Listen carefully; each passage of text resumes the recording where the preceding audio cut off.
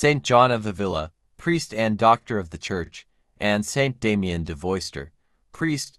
This reflection is prepared by Father Abe Francis, pastor at St. Jude Church, Grand Rapids, Michigan, USA. 1. Saint John of Avila, priest and doctor of the Church, birth and place of birth. Saint John of Avila was born on January 6, 1499, in Almodóvar del Campo, in the region of Castilla-La Mancha, Spain, called to priesthood. John came from a wealthy family and initially studied law. However, a deep spiritual awakening led him to abandon worldly ambitions. He gave away his inheritance and studied philosophy and theology at the University of Alcalá.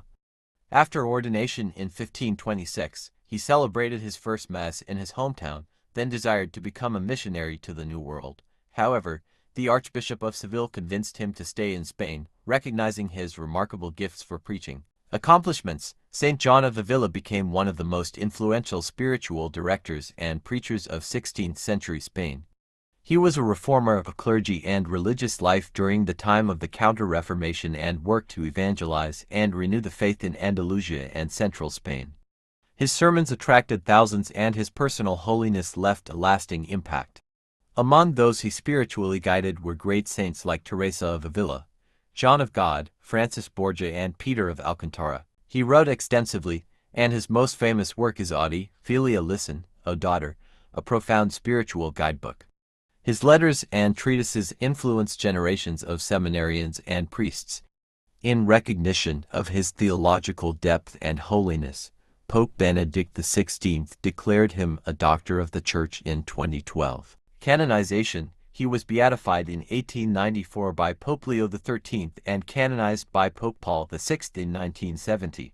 His elevation to Doctor of the Church followed on October 7, 2012. Lessons from his life. Saint John of Avila teaches us the value of deep prayer, spiritual guidance, and the importance of ongoing formation for priests and laity alike.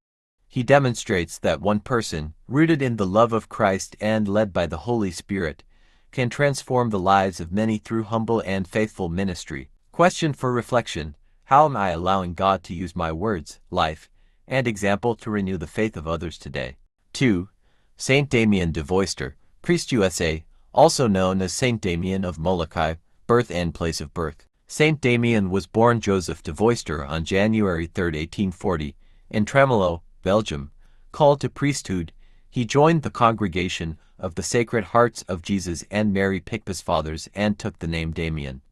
Though he had limited formal education, he had a deep and determined faith. Limited formal education, he had a deep and determined faith.